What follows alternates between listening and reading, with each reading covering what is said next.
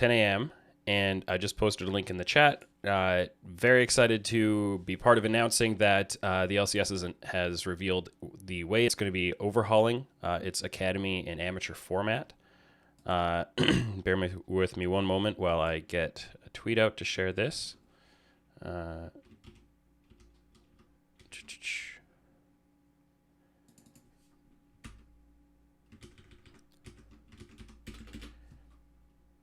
Cool. So this is something I'm super excited about. I've been going over the details a little bit, and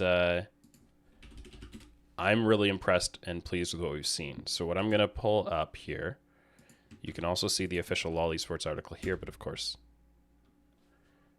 you can look at the actual official one, or you can look at my thoughts on it, a little bit of a different angle versus the actual announcement. Yeah,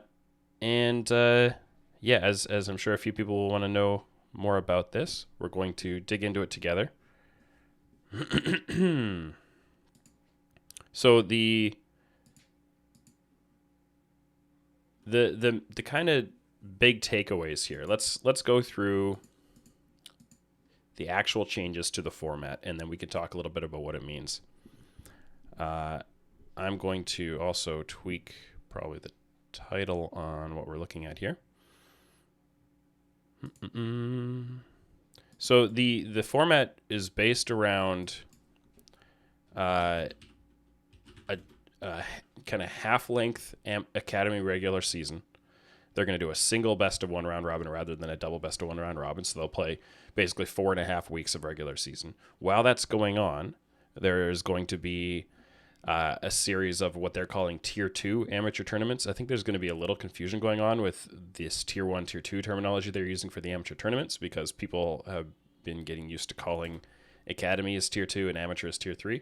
That's going to have to change a little bit, the language there, but I think we'll figure it out one way or another. Oh boy, this is moving as I edit it. That's not quite what I intended.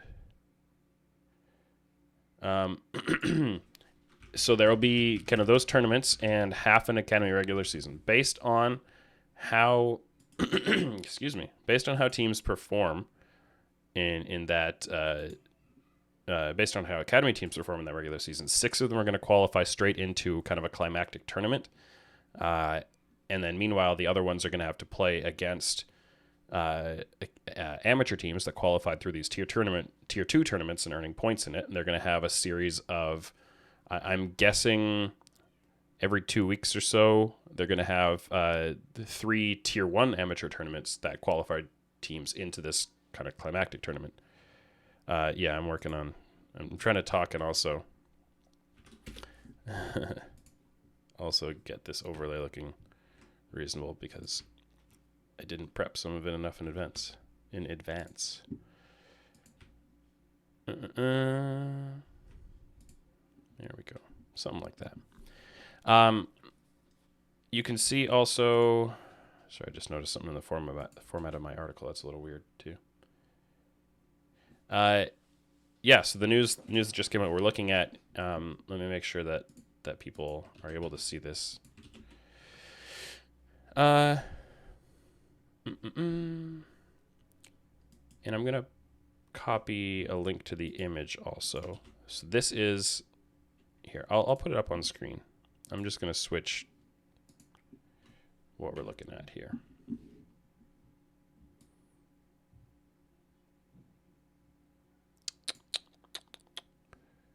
Here we go. Hey, Ferret. So this is the infographic that that Riot is releasing, the LCS is releasing. So basically in January to February, there is this single best of one round robin. And the top 6 teams go straight into this LCS Proving Grounds tournament. So this is the big tournament that's going to happen end of March into April for spring, and I assume they're going to mirror this basically for summer. Maybe they'll do another one for fall, I'm not sure. So 6 teams from Academy, based on their regular season, will go straight into this. That doesn't mean they can't be playing another event still in the meantime, I'm pretty sure, but then there is meanwhile, during that regular season, the amateur teams are playing in these tier 2 tournaments. So these are going to be organized by kind of third parties. Based on the announcement, I believe different tournament organizers can apply for these and get permission to run one, and anybody who's approved for that can run this tournament. Amateur teams will earn, qualifying points from it.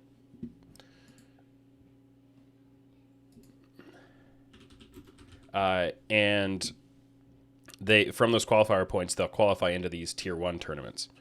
These tier 1 amateur tournaments so the first one will run with 2 teams out of Academy. So this will be the 7th and 8th place teams from the regular season, along with a bunch of teams from amateur. And 4 teams from this tournament will qualify into the Proving Grounds, along with the first 6 Academy teams. Then we've got another 8 teams that, so I'm guessing this will be 12 teams. 4 of these teams qualify through, 8 of them go on to the next tournament with the 9th and 10th place Academy teams and possibly some other. So some of the details here. Apparently I have some stuff wrong. Let me know, John. I can edit it out.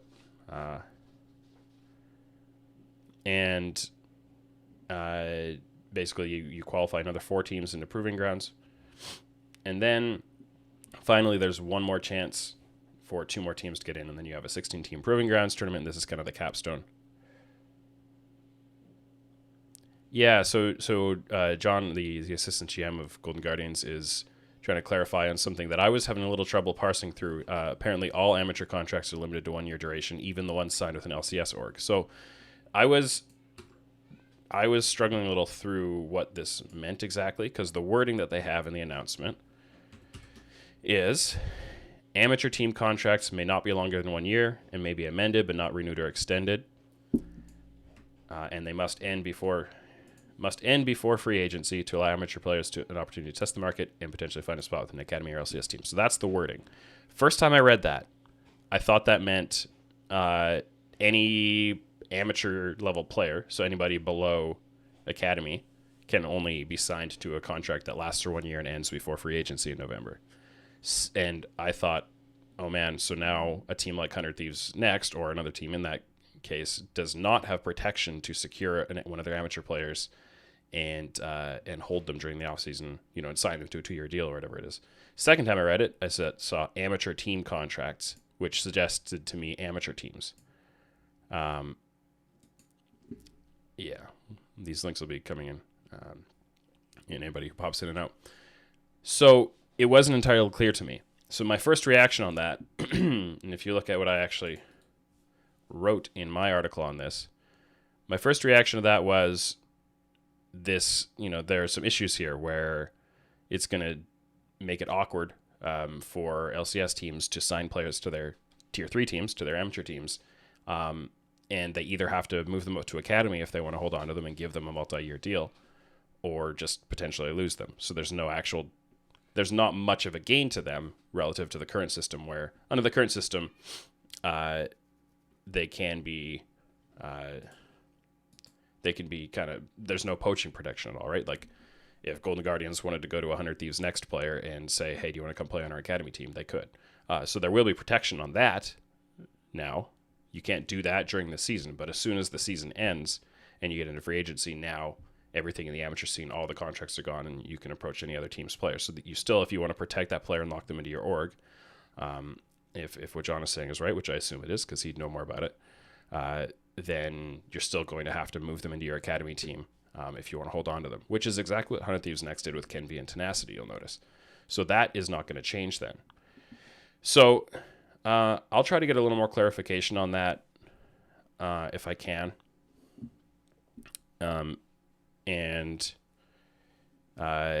Because I think that's a pretty important piece of this, whether or not you can actually, like, if you're an LCS org who wants to make a third-tier team and have them compete in amateur and potentially promote players into your Academy team, you really want to be able to have a few players that you're actually guiding all the way up through your system to LCS. And if you can't hold on to those players between seasons, then you are losing a lot of your potential or a lot of your purpose of investing in those players at that level. You have to promote them in season, or you're going to lose them and lose that effort. So that's there are a lot of important implications to that. And I would prefer, because to me, the goal of this system is to create a pipeline into the LCS, right? So if you're not enabling LCS teams to actually nurture their talent over a multi-year period, then you're really going to hurt that talent pipeline potential, because you're not incentivizing the LCS teams to pick up those tier 3 players unless they can be confident enough to move them up in season. So Diamond says Academy is really top heavy, so this seems quite meaningless for Academy. It probably helps amateur a decent bit. Yeah, so there are benefits to the amateur side. Either way, whether that 1-year contract rule at Academy applies to LCS orgs or not, it doesn't apply to Academy orgs. Like, that's quite clear. One thing that I was thinking, if Academy, like, one thing that helps a lot for Academy orgs, or sorry, amateur orgs now, is that their players can't just be poached away from them in season. And so at least they have the benefit of being able to sell their players and make a profit off of them, if they have a good player who an LCS org wants to pick up. But LCS orgs can also just wait for the off season and grab them then. But there is also a note here at the end of the announcement. It says, we've put in place a system that will be used to compensate amateur teams for developing talent signed at the Academy and LCS levels. This will help ensure the ecosystem provides proper incentives for getting talent. They don't say anything about what that means. I appreciate the fact that they've acknowledged that there's a big gap in the system there, where an amateur org can spend a year developing a player and teaching them a lot, and then just lose them for nothing, and that they intend to have some way that an amateur team gets a benefit on that. I obviously I want to know what that benefit looks like. But I appreciate the fact they've actually acknowledged there's a gap in the system here, and we intend to do something about it. It would just be nice if we actually knew what that intention was.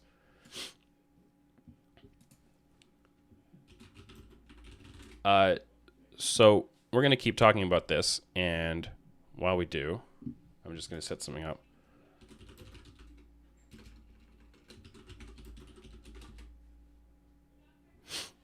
Diamond says it depends on how well the tournaments are run. From his experience in amateur, it's BO5 after BO5 with no breaks. Yeah, so absolutely. So in the tournament structure here, if we go back to the actual image, and I'm also going to, we've got something a little bit special here. So I'm calling in Jonathan, the assistant GM of Golden Guardians, who wanted to come on and talk about this stuff. So John, can you hear me? Yeah, okay. And now the stream should be able to hear you as well. So let me know, stream, whether you can hear John loud enough or whether I need to turn him up a bit. How's it going, John? Doing pretty good. Test, 1 2 1 2. Cool. So yeah, you wanted to come on and talk about some of this stuff because, as I understand it, you've had a lot of ideas on this front over time. Sorry, you're seeing all of my screen right now on the stream. I'm going to switch over again. Yeah, so basically this whole system was something that I worked with Riot a lot on behind the scenes over probably longer than a year at this point. And I'm glad that the system got made, but I think there's definitely a lot of stuff that didn't really get brought up directly in this format, in this system, especially the way that Riot announced it. So there are like some, for example, contract differences. Like, for example, in Academy and LCS, you are required to fully employ your players, give them benefits. And obviously the expectation is with stage games and stuff, you need to be in California. So with those full-time employment agreements, you end up subject to California wage minimums and kind of general labor laws and stuff like that. But with this system, since it's very online in nature, there is not that same requirement, which kind of does two things. It means players don't get any kind of extended benefits, and their compensation can be significantly lower than the Academy players who have to adhere to these state minimums. Mm-hmm. And obviously, that is a significant thing for teams that are wanting to cut costs and kind of have access to these players. But the downside to it all is, obviously, you saw with kind of contracting standards, you can only sign these guys on 1-year contracts, and you can't extend them in term. So it's really hard to kind of validate an investment in general because there's not a lot of systems. And obviously Riot refers to the compensation system, but basically it's like a fee you pay up front. And if your players get moved up within a certain amount of time to either Academy or LCS on other teams specifically, so this means you can't even promote them internally and get money back, you get some kind of kickback based on kind of all the money in the pool and stuff like that. So you're saying fee up front, so the amateur org has to pay a fee to Riot? Yeah. That's okay. try to digest that a little bit.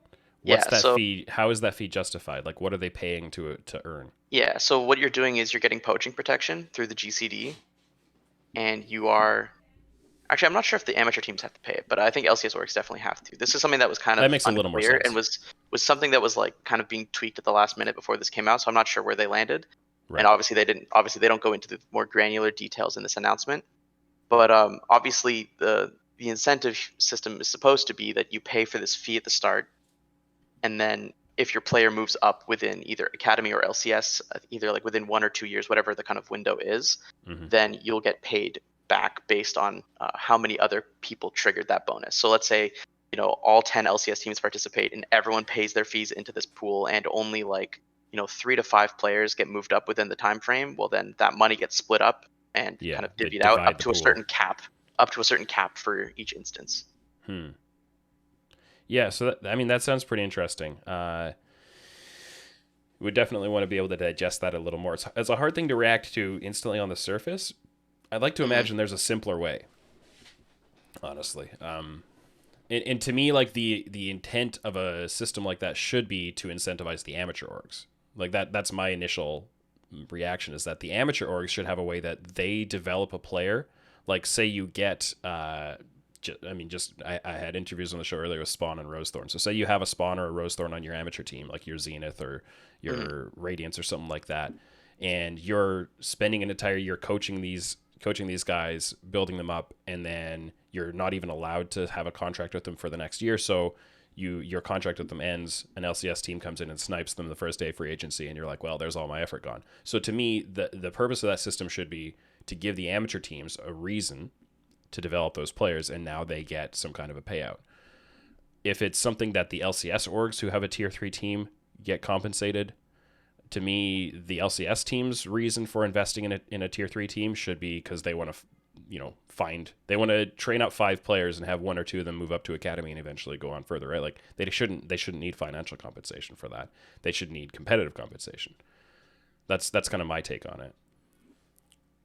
Yeah, it's complicated too because obviously there's every time you give the organizations more direct means of kind of controlling the player's future and kind of getting some financial compensation, you kind of harm the player's ability to have mobility and the compensation that they want to get on the other side. So Yeah. I think there is a definite like delicate balancing act to make here. But the difficulty for me at least is I think they've skewed it so far to the player mobility side that at least for us specifically, like we obviously were part of making this whole system and we really wanted to participate in it. But given the rules and the way our organization works, like we would have been forced to employ these players anyway, just to have a kind of like operational kind of safety as far as the way we run our business. Which means we would have had to pay like the exempt full-time employee minimum, which is well over 50,000 a year for these players, and there isn't a system in place for us to get paid back anywhere near that magnitude. And Yeah. if we're forced to keep those to 1 years, like we're basically dumping $300,000 if you assume that we're also hiring some kind of staff person to work with them to basically have no lever to kind of pull to get any of that back. And Right. like maybe one day that makes sense, but obviously for us, when we can't even promote those players internally and extend them and stuff like that to kind of have some security and being able to work with these players longer than that first year, it makes it extremely difficult, especially since we also have to pay those initial registration fees that were mentioned in the article. It just adds further kind of overhead to our already pretty insane cost that we would have to incur. Were there registration fees mentioned in the article? Because if there were, I missed that. That is their compensation system. Let me see if I can Okay. find how they Yeah. worded So it here. okay, development fees. It says in the article, we've Yeah, established so an LCS that's group what they against call rule it. set and development fees. Okay, so I Yep. didn't. So I those are those glossed right fees. over that term. That didn't tell me anything about. Yeah. So we are, for those who are just joining the stream. We're on with John, the assistant GM of Golden Guardians. So talking through the format here. Yeah, there are definitely some. Like I think if you're if you're an LCS org who, let's say you spend 300,000 a year running this tier 3 team, and you end up with a couple of players moving up to academy that you're really excited about, then maybe that's how you justify the investment, right? But to do that, you need to do what 100 Thieves Next did with Canvy and Tenacity, and before the end of the year, before the rosters lock for academy, you actually promote them onto your academy team, which is, it's an option, but it's not a nice option necessarily, because it disrupts all the competitive flow. You have to mess around with your other parts of your roster. Now your amateur team has lost some of its best, presumably its best talent. Your academy team has to either drop a couple players who've been playing on it all year and replace them, or you've got these guys now sitting around the academy team but not actually playing. It's pretty awkward, right? Yeah, it's definitely tricky, and I also don't think there's a ton of movement up and down. Like I don't think you can, because of the nature of the tournaments and all that being very like intertwined. I don't think you can just have Mm-hmm. academy players play on your amateur team and vice versa. Like I don't Right. think there is that window there based on what we've been told. So at least for me, like if you wanted to do what 100 Thieves Next did, where you move up Kenvi and Tenacity, then you basically have to fully cut the two players that they're replacing and then sign them on new 1 year maxed contracts for Yeah, amateur. because we're not And even mentioning the fact that you have to pay if you do move them up to academy and don't play them or play them in place of some other people. You're now paying more players than you would be otherwise, right? yeah, exactly. And the other thing with the development fees is obviously you paid your development fees for Tenacity and Kenvi in that scenario. Yeah, And when you you move don't them up get paid back for internally, promoting them you don't yourself. get Yeah. anything back because you promoted them internally. Obviously, they don't want to have you kind of getting your money back every single time by moving players up internally, which I think makes sense for their system. Mm-hmm. But obviously, it creates a very weird incentive where there isn't like a reason for you, at least compensation wise, to move your players up unless you really like ultimately believe in them being that good.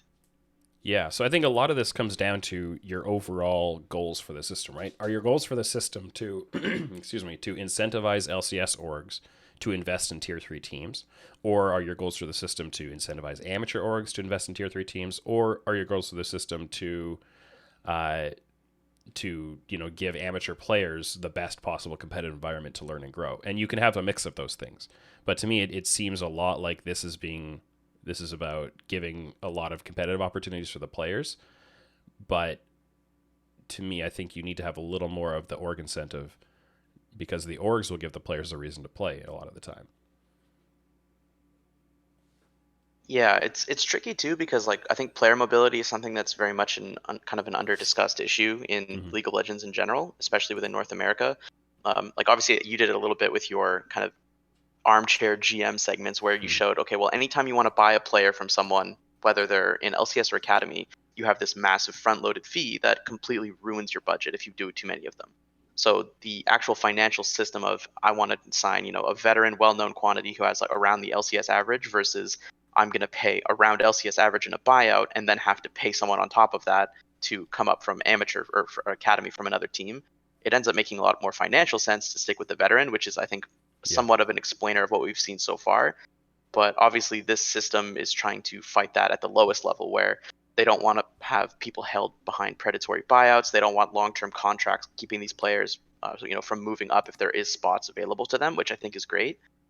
But it comes at a very large cost of a lot of organizations such as ourselves not really feeling like we can participate in this. And honestly, there is a larger incentive for us to, instead of investing time, effort, resources, and energy in building a team, hiring staff to run the team, to instead just hire that staff person. Don't hire any of the players, and just tell the staff person your job is to watch this of all these events all year long, and then when all the contracts expire, we'll just pick who we want because they all expire. Yeah, I was gonna say like it does seem like, especially for an org that has to watch, that has to think about where the dollars are going, and there are certain orgs that don't have to think about that too much.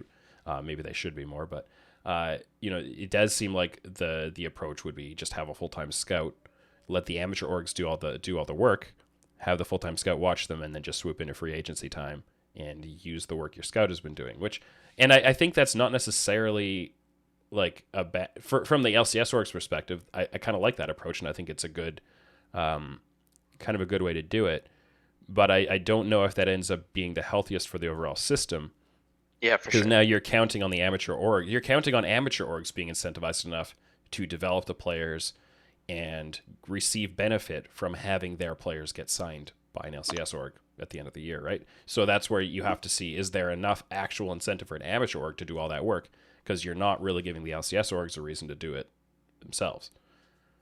Yeah, for sure. And that's some of my biggest concerns with our current kind of incentive structure that we have is there really isn't a ton of incentives for LCS teams to participate other than getting kind of like the head start on their 5 players specifically because they Right. don't have to pay any buyout. But even then, like with the way these contracts are set up, Normally, the way LCS and Academy contracts work is everyone's a full-time employee. You can buy and assign those contracts kind of relatively freely.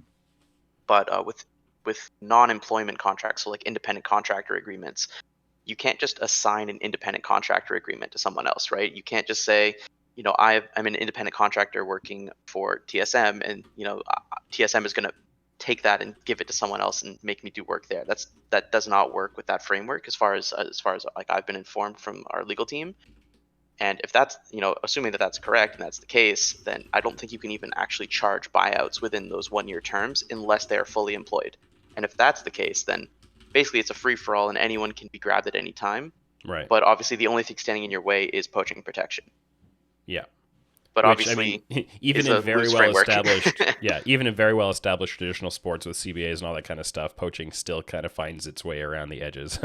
Yeah, So you'd especially hope not, right? But in our scene where everyone's very online, very very much like accessible to everyone. Like it's really hard to not be able to just find someone on a Discord because you share some server somewhere else and you can just slide into DMs, start a call, and basically do it. Have a conversation.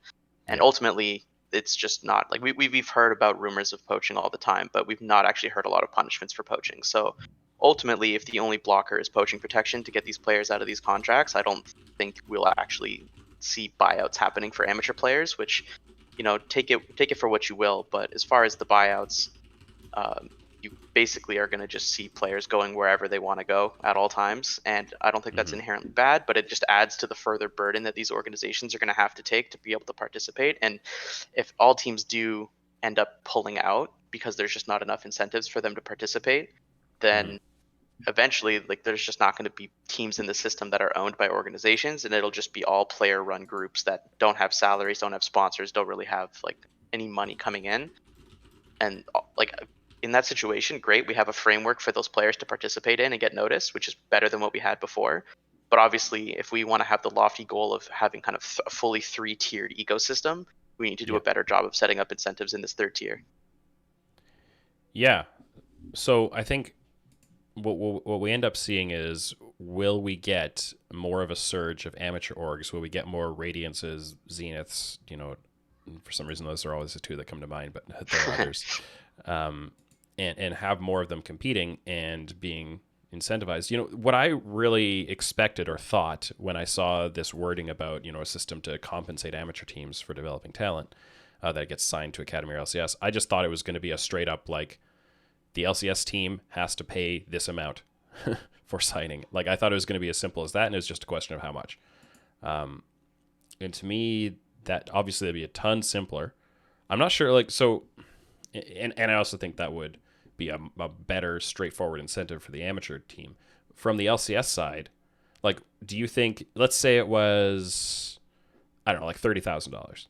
Just Mhm. if you sign a player that was on an amateur team last year, you have to pay them $30,000. Would that scare you away, you think, from those players, and you'd end up looking at solo queue more? Or like what would kind of the balance of that number be, to the extent that you're actually able to speak to it? Yeah, the difficulty with the number is like even within the academy system, like I've charged buyouts well under 5 figures, and people would rather just take the free player than Mm, take a player that costs under five, under that 5 figure number. Which says to me that academy is basically where your budget is going to be the tightest of your two teams. So all the spending goes on at the LCS level, and then academy, you're going to be there, you're going to be participating and trying to compete with the best you can, but you're going to try and shave off every dollar to put to LCS. So ultimately, I think like $30,000 buyouts would be, for me, something that I don't think, at least in our current ecosystem, would be super tolerated by the teams. Like they just wouldn't hmm, pay it. But obviously, that's, I think, a very big shift in the dynamic that Riot's going for here, where I think they want players to be able to just move. Like I yeah. don't think they want like there to be a financial incentive. Obviously, if there's a world where this system becomes massively popular and sponsored, then obviously they're going to have a bigger pool of money that they can spread around to kind of even out the cost. But for now, it's definitely a tumultuous situation because I don't think there is like a definitive number you can put on these players within their Right. agreements that would make sense. And even if you could, you would have to employ them as full-time employees to be able to actually transfer those contracts with the buyouts. Yeah, for sure. So what, which parts of this do you think what are the most positive takeaways we're going to get from this? Because I think there are definitely issues around the edges of it, and things that we see it being, I mean, far from perfect, right? Maybe even say far from ideal. But what do you Mhm. think the positives might be coming out of this? Yeah, I think there's actually a ton of positives. Like, don't get me wrong. Like, I didn't. I'm not here just to shit on it. Like, I think there I, are like a lot of massive benefits to this Yeah, because and I'm just obviously in gonna the throw this past, out there because I think this is similar to like what I hear with a lot of like scrim scrim reviews and stuff. There's a weird parallel that we tend to see stuff like this come out, and we're right away jumping on, oh, but it could be better if it was like this, and this, and here's the exactly. mistakes you made and stuff like that. And we sometimes lose the opportunity to say, you know what, this might be in some areas one step back, but it's two or three steps forward overall. So yeah, I just want to throw that in there. Yeah, for sure. It's a really big improvement. I think a lot of amateur players, if there are any that are watching right now, I think I saw Tenacity in the chat. I'm sure they can speak to the fact that a lot of these previous tournaments that had been running were either really erratic or the scheduling wasn't very coordinated, so they were all like stacked on top of each other. And for those amateur players that wanted to play in amateur but were in school, it just seemed impossible to be able to play in everything to truly qualify for all the Yeah, events you wanted to qualify for. So like basically players either weren't scrimming, weren't going to school, or weren't competing. And like you can't do all three simultaneously. Whereas with this new system, if there's very, direct, like if you win this tournament, you go to the next tournament, then awesome. You have like a more direct pathway there.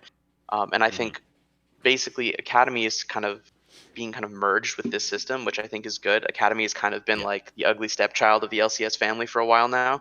yeah. You They've had a kind of couple just orgs doing a really good job there, and then a bunch being like, Yeah, exactly. And I think obviously a lot of people and a lot of fans especially have kind of been crying on Twitter, screaming from the rooftops, trying to get more young talent to compete against these amateur or these academy teams and more academy teams to compete against LCS teams. Obviously the latter isn't something that's super tenable right now, but the former is something that's very easy to do, which is I think something that's accomplished by this new system. yeah, But what I think is really important out of this is that it's going to push academy players to either be more competitive or move players into those potentially struggling player spots and kind of have that increased mobility that our scene really needs. And by having that kind of constant refueling of academy, by seeing them clashing with other teams that are in amateur at these larger tier one tournaments, and especially the kind of large LCS Proving Grounds tournaments at the end of the season, I think we end up in a position where we're seeing basically the best I think intermediate step we can get before we get to like an EU regional league level of infrastructure build out. yeah, for sure. And I don't know if we could necessarily sustain that, but I think that's a really great model to work towards, right, and incrementally get closer to. Uh, I think Diamond was saying in chat earlier, and I think Tenacity might have been mentioning as well. A lot of the actual, like, as this plays out and we see the actual practical value of this new format, a lot of it will depend on how well those tournaments are actually run.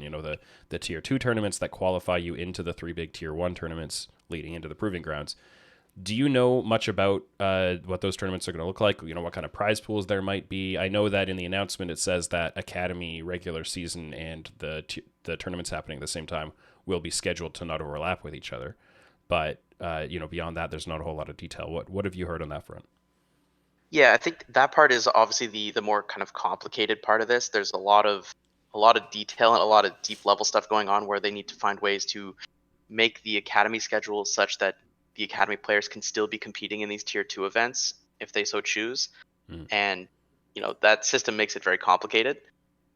Basically, from what I'm aware, they're talking to a lot of the partners that they've been working with over the past couple of years. Like obviously, they've had teams come in and work with scouting grounds qualifiers and other small tournaments and community tournaments.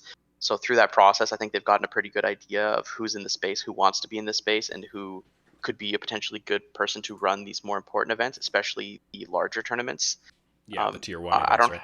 yeah, for sure, and I'm not like super sure what that's going to look like which people are going to be in those positions, but I do know a lot of this was kind of opening the door to even LCS organizations to say like, hey, if you guys want to run a tournament and put your sponsors on it, we can like definitely make that happen. And so Mm-hmm. basically anyone can just set up that system, apply, and try and become a kind of a tournament organizer for the system.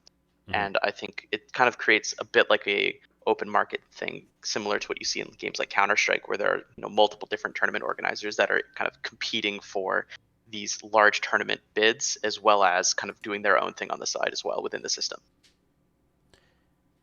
So yeah, so we're on the phone quote unquote, going to go old school radio with this. We're on the phone with the assistant general manager of Golden Guardians, Jonathan Kamikaze Platypus.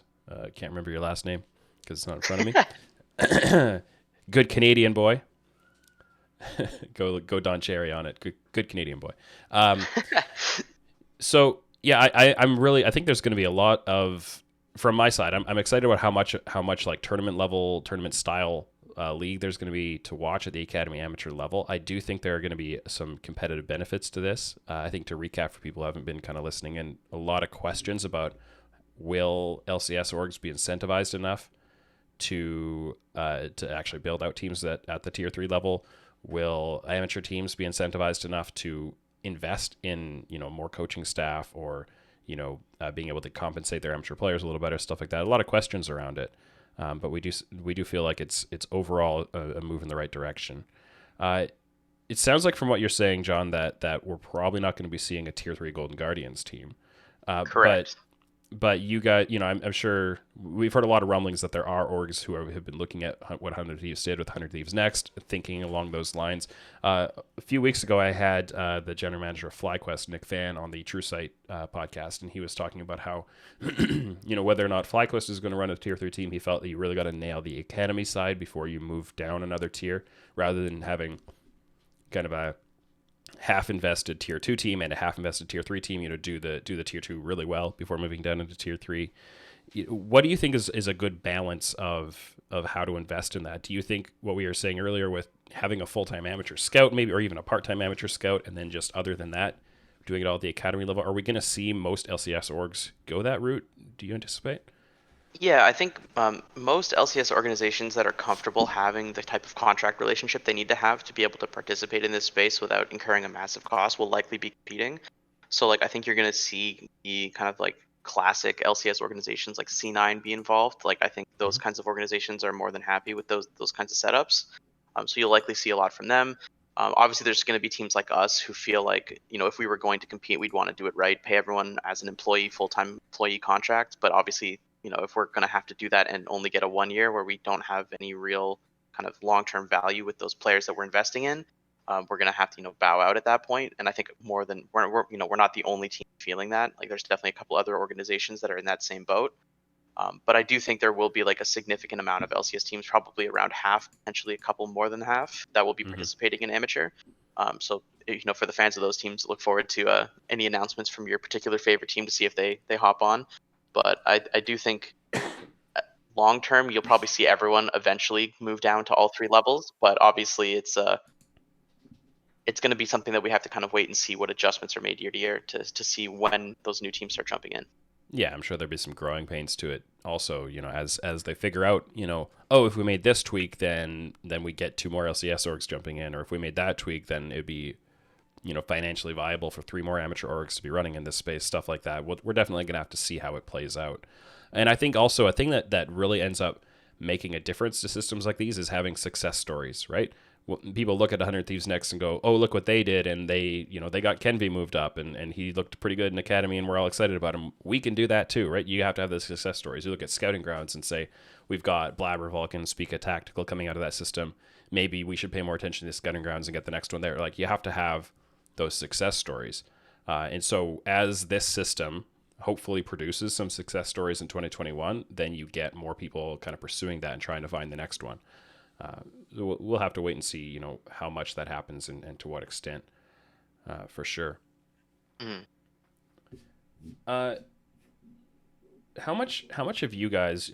I'll let you go in a minute here, but unless there's something you really want to pick up on, but how much have you guys been investing in kind of the amateur level scouting? Throughout this year, before this system came into place at all, would this be a really big adjustment for you guys to have, a dedicated amateur scout, for example? For us, it's something that kind of a lot of our staff kind of chooses to do, especially given right now where a lot of the amateur stuff actually happens after the LCS season ends in summer. Like, you can kind of go and see the fresh VODs that we might have missed in the tail end of our season. But going into off season, there's plenty of months where there's plenty of things to watch. So for a lot of our LCS staff, they're pretty motivated to pay attention to this stuff, keep their finger on the pulse and see what's going on, watch these different amateur events that have happened, as well as like the Scouting Ground qualifiers.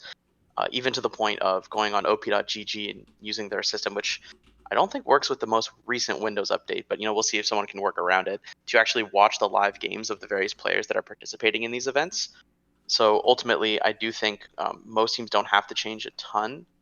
At most, you kind of just tell one person to keep an eye on it, and typically that should be good. But I think with this new format, you might see some more expansion or some more teams having more than just one or two people be interested in that scouting. But I do think with the system that is set up the way it is, it's becoming more of a priority, especially if you're not going to be participating in this system, to have either like a dedicated scout or someone that you have on your full-time team spend some consistent amount of time paying attention to it, because it's not going to go away, and it's going to become more important as the years go on.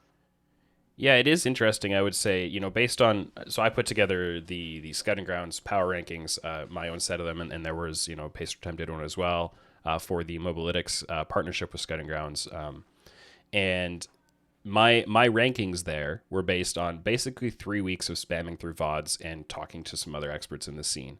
And it was pretty interesting. A lot of people that I spoke to had a decent idea of a lot of these players, but there were also people out there that I could tell just didn't have a clue or hadn't heard of a lot of these players.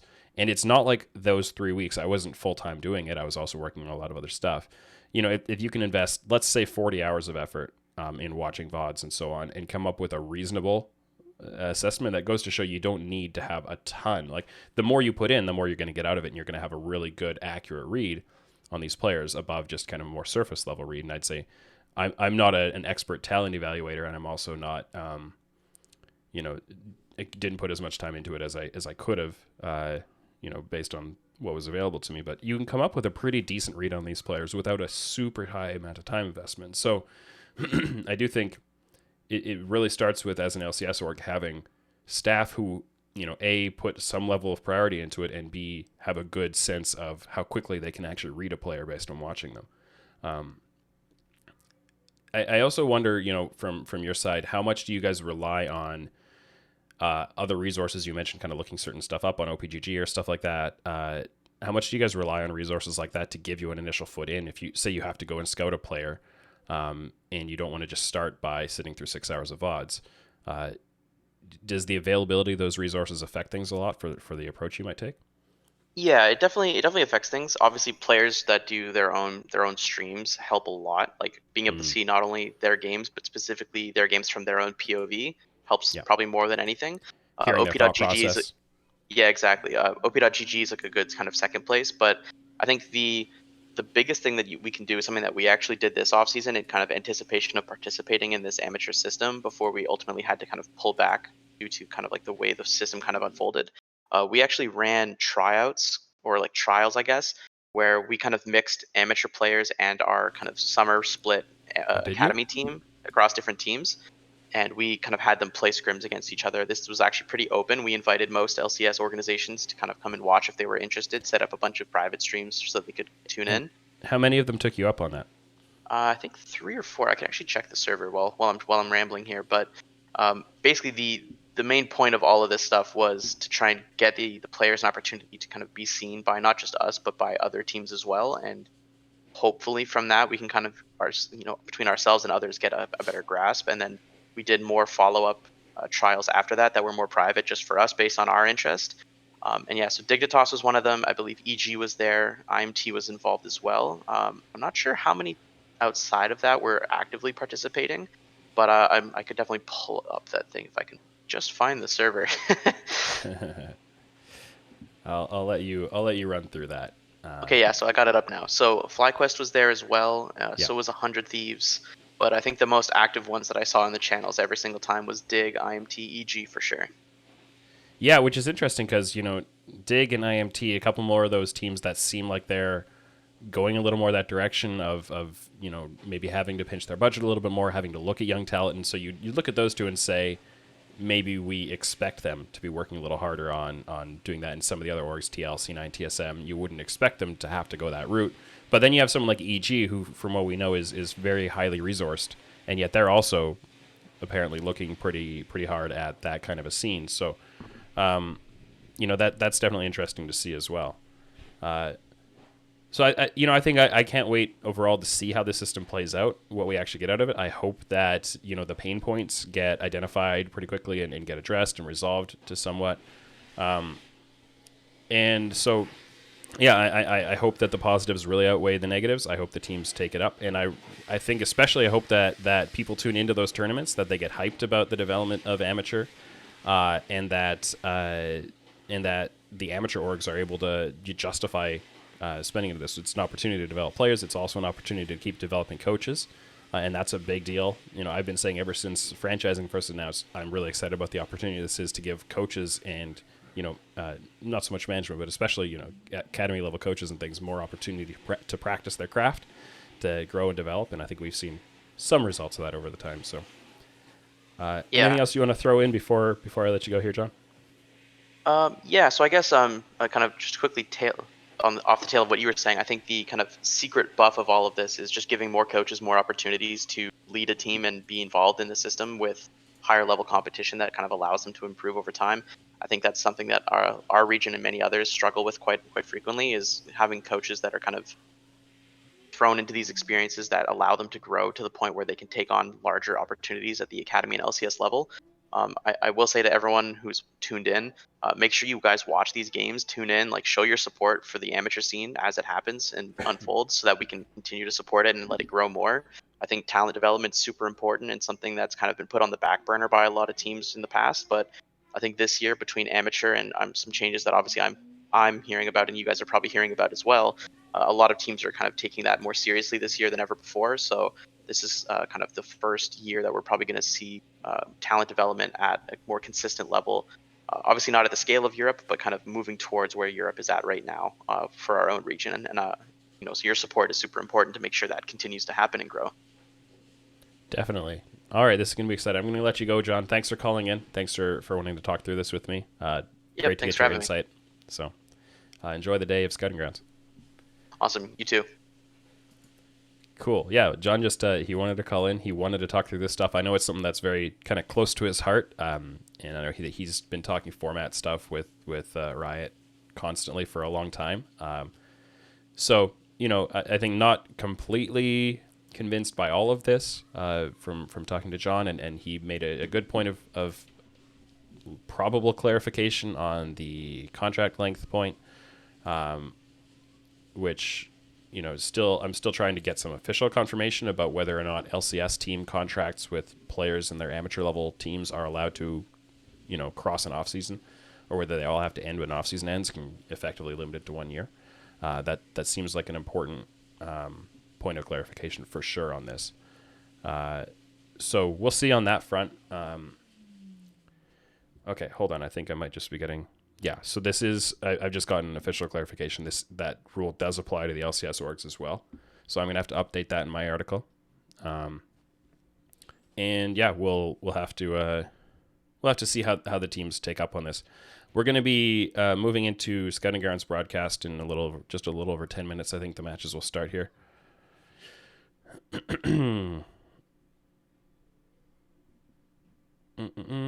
Sorry, just responding to something here.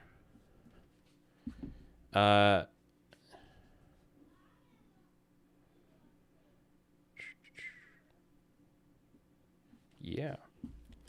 Anything people want to... I'm going to throw up that conversation with John and like my initial discussion of the overall announcement. I'll probably throw that up onto YouTube later for people who want to listen back to it and didn't catch the whole thing.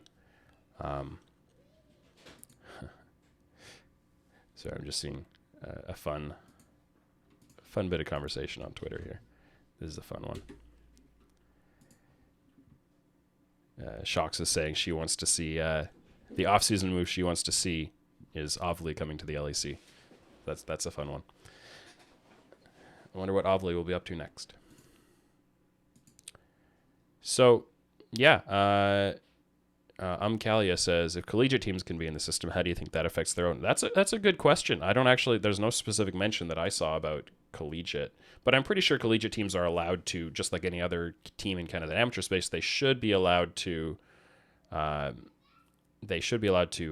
to play in these tier 2 tournaments and qualify into the tier 1 tournaments and, qualify into the Proving Grounds one. no reason why they shouldn't be able to, I think. But, they're just another, and that is, the collegiate teams have a whole different kind of business case for why they exist, right? They're there to kind of advertise and recruit into the college. So they have different incentives. It's not about getting paid for, being able to continue running as a business, things like that. So we got Riot Ice Chest in the chat, who's saying, and he's an official source on this stuff, collegiate teams are allowed to apply and participate if they want to. Yeah, so it's same as current. So you'll have teams like Maryville, you'll have other collegiate orgs in there just competing as if they were an amateur team. I think there's, like I was saying, a different set of incentives for why collegiate teams would invest in amateur, and it's because they want to, promote their schools and encourage recruitment into their schools, which is that's good because you don't have to worry as much about compensation for losing your players there. I think as you would with a more like a Radiance type org that needs to be able to support itself as a business. So it's a little different. But yeah, so saying that collegiate teams are largely PR, I think that sounds dismissive, but I think it's not a negative thing. I think it's a thing where, why does college football exist? To promote the college, right? And also they make a lot of money off it because in the U.S., collegiate football fans are all over it, and they sell out huge stadiums and all that. So they also make a lot of money off it too, and without having to pay the college athletes, which is that's a whole separate ball of wax. All right. So yeah, I think I am really, really excited about these changes overall. I think we'll have to see how some of the nuances play out, and I'm sure reading and reacting to those and making tweaks and trying to improve it as it plays out. Archaya says, I'm excited to see more access to the professional scene. The mixing of amateur and academy will hopefully raise the skill bar. Yeah, I think so. I think for the amateur players, because one of the big Julian can't wait to beat Tenacity in the circuit. Yeah, fun to see you guys play against each other. One of the big purposes of a format change to all this stuff is to have more opportunities for players to improve and become good enough to get into LCS, right? And having players play against higher level competition allows them to improve. It's kind of like when you go to Worlds and you scrim against all the best teams in the world, you're going to improve from that. You go play on the Chinese Super Server in solo queue, you're going to improve from that because you're playing against higher quality opponents. They do stuff to you that other people haven't been doing to you. Your blind Pixilian gets punished, and now you're like, oh, I need to learn this, right? So I think that's a big benefit that these amateur team, the players in the amateur teams are going to be facing off against academy players. And you go up against Zion Spartan in lane, you're going to have a different experience than, going up against some of these other guys that you might have gone against. So, that's going to be a big opportunity, I think, for the players, and I hope it has a lot of big benefits. I also think, and I mentioned this in my write-up on this, I think the eyeballs, the eyeballs on the actual tournaments, because tournaments are very viewer-friendly, and this is going to be very tournament-heavy, as opposed to a regular season where there's a little less hype per game. Making it viewer-friendly and having a lot of eyeballs on it, I think that creates a lot of hype for the system, which is a big positive. So amateur teams will... Here, let's go back one more time before I shut things off here and take a look at the actual competitive format for those who haven't looked too closely at it yet. So what happens is in January and February, you do a single best one round robin among the academy teams. The 6 highest finishing teams in that regular season qualify straight into this Proving Grounds tournament at the end of it all. Meanwhile, the 7th and 8th teams play in this tournament. The 9th and 10th teams play in this tournament. And then, meanwhile, in January, February, you've got all of the amateur orgs and collegiate orgs and whatever else, and also academy teams are allowed to play in this. You have them competing in a circuit of tournaments that are running on different days than the academy regular season to avoid overlaps. And they can earn points from that and qualify into these Tier 1 tournaments. So you're going to have...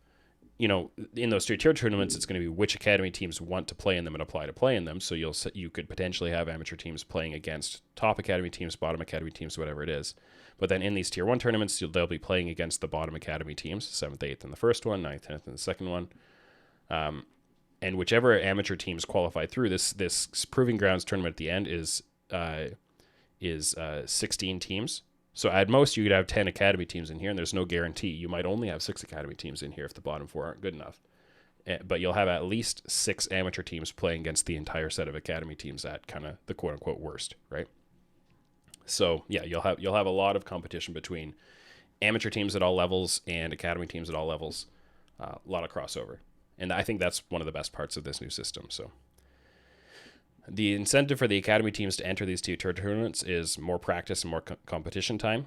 I'd say that's the primary thing. I'm not. I assume there's some prize pool to it as well, and so they could potentially earn some prize pool out of it. I don't know if there are rules around that though. So I'm not certain. Maybe that's something we can get some clarification on at some point. But yeah, I'd say the main incentive is they can compete and get more practice in games that actually matter. And for what it's worth, this tournament setup also gives you more practice in kind of best of three formats. Maybe there'll be a few best of fives. Yeah, so the tier tournaments, stuff like Upsurge, Challengers Uprising, other events like that, is what I'm expecting. Yeah, you'll get a lot more experience in high pressure situations, series play rather than single game play, and so on. Yeah, I was wondering if the amateur tournaments have prize pools, and also the tier 1 tournaments, whether they have prize pools. Whether, that gives the academy teams more incentive to play in them, that they can earn their work a bit of money. So maybe get clarification on that, and then I'll wind things down in a second here, and we can all move over to watching Scouting Grounds while I work on getting the spot up as well. And third-party tournament organizers can make events outside of some of this, I think. Yeah, so the prize pools are still being determined, Ice Chest says, so we'll have to see about that. I'm sure there'll be more info. We still got, a good chunk of off-season for some of these things to fall in place.